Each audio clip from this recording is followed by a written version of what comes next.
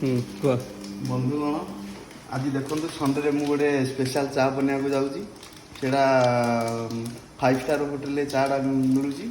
ହଁ ମୁଁ ଆଜି ଟ୍ରାଏ କରୁଛି ଗୋଟେ ସେଇପରି ଚା ଗୋଟେ ବନେଇବା ପାଇଁ।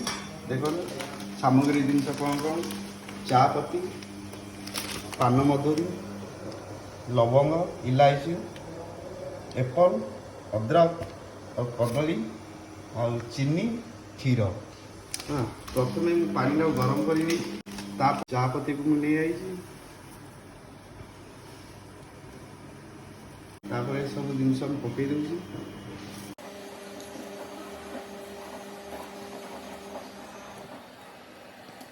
ପରେ କ୍ଷୀରଟା ଦେବା।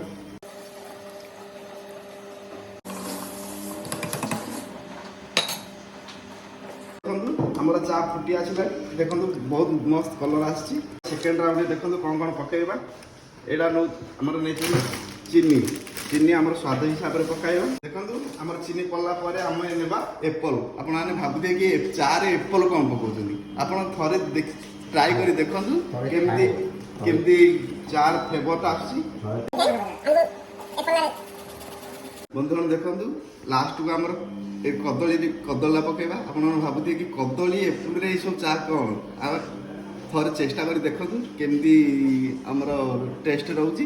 ହଁ ମୋତେ ତ ବହୁତ ଏବେ ତାର ଫ୍ଲେଭରଟା ବହୁତ ସୁନ୍ଦର ଲାଗିଲା, ଭଲ ଲାଗିଲାଣି। ହଁ ତାପରେ ଦେଖନ୍ତୁ କଦଳୀ ଟିକେ